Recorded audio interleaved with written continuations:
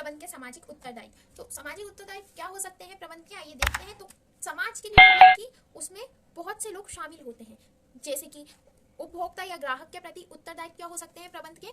तो प्रबंध का मूल आधार उपभोक्ता वर्ग होता है। उपभोक्ताओं की संतुष्टि पर ही प्रबंध की सफलता निर्भर करती है। प्रबंध के उपभोक्ताओं के प्रति निम्नलिखित उत्तरदायित्व है, ठीक है। तो लागत में कमी करके उचित मूल्य पर श्रेष्ठ वस्तुओं का उत्पादन करना, मतलब कि जो चीजें को बनाने में लागत लग रही है उसके मूल्य में कमी करके उचित मूल्य पर श्रेष्ठ वस्तुओं को प्रदान करना उपभोक्ताओं को क्या कहलाता है, ये उपभोक्ताओं के प्रति एक प्रबंध का क्या है, उत्तरदायित्व है, ठीक है। हमारा जो दूसरा पॉइंट है वो माल के बारे में सही जानकारी देना, ठीक है। माल के बारे में सही जानकारी देना भी क्या होता है, प्रबंध का एक उत्तरदायित्व होता है। किसके बारे में, किसके लिए, उपभोक्ता या ग्राहक के लिए, ठीक है। फिर हम बात करते हैं कर्मचारियों के प्रति क्या दायित्व हो सकते हैं। तो कर्मचारियों को पर्याप्त वेतन एवं भत्ते देना, ठीक है। कर्मचारियों के प्रति क्या वो हो सकते हैं कि कर्मचारियों को पर्याप्त वेतन मिले, उचित भत्ते मिले, यही कर्मचारियों के लिए दायित्व है।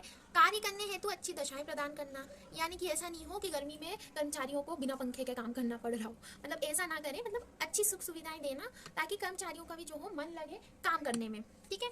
पदोन्नति के अवसर प्रदान करना। अगर देखो कर्मचारियों को पता होगा कि उनका प्रमोशन नहीं होगा तो वो क्यों अच्छा काम करेंगे, पर अगर उनको पता होगा कि उनका प्रमोशन होगा, उनका इंक्रीमेंट होगा, तो फिर उनका भी काम करने में मन लगेगा और वो बढ़ चढ़ के काम में भाग लेंगे और करेंगे, ठीक है। बोनस एवं सुख सुविधाएं देना, जैसे मैंने बताया इंक्रीमेंट वगैरह के लिए, बोनस वगैरह के लिए, तो उनको वो भी सुख सुविधाएं प्रदान करना चाहिए।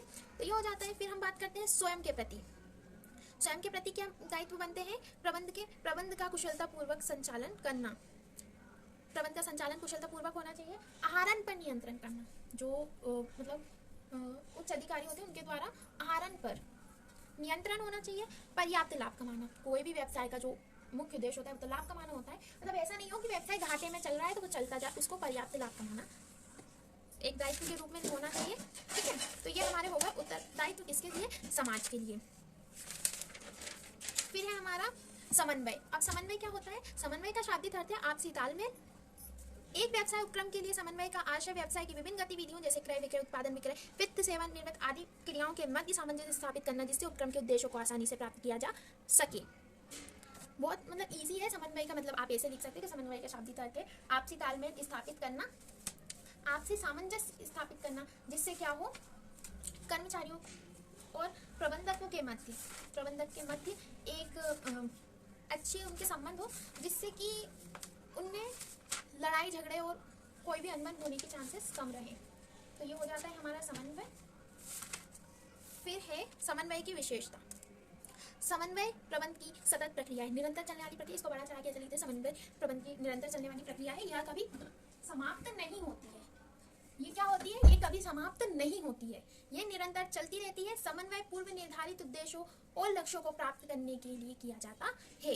बहुत आसान है, समन्वय संस्था के उद्देश्यों को प्राप्त करने के लिए ठोस आधार प्रदान करता है। तो ये समन्वय की विशेषता हो गई। समन्वय का महत्व इतना इंपॉर्टेंट नहीं है। सार की बात है, समन्वय प्रबंध का सार है अथवा नहीं, सार है ऐसा बोलते हैं कि समन्वय जो होता है वो प्रबंध का सार होता है। तो इसके बारे में पढ़ते हैं, आइए देखें। समन्वय प्रबंध का एक पृथक कार्य ना होते हुए उसका सार है। यदि किसी कार्य को करने के लिए पूर्व सोच विचार की प्रक्रिया अर्थात उसका नियोजन किया जाता है, तो यह बात पहले से ही ध्यान में रखी जाती है कि यदि क्रियाओं की आपसी तालमेल होगा तो उद्देश्य को प्राप्त किया जा सकेगा। यदि संगठन में दृष्टि से देखा जाए तो उसे माना जाएगा कि पहला व्यक्ति यदि अपने कार्य पूर्ण कर लेगा तो इसके बाद दूसरे व्यक्ति का कार्य प्रारंभ हो जाएगा, अर्थात यह भी तालमेल या समन्वय आवश्यक है। यानी कि मुख्य रूप से समन्वय इसमें बताया गया, समन्वय जरूरी है। क्यों है, ताकि काम निरंतर चलता रहे और अच्छे से होता रहे बिना किसी रोक के, ठीक है। तो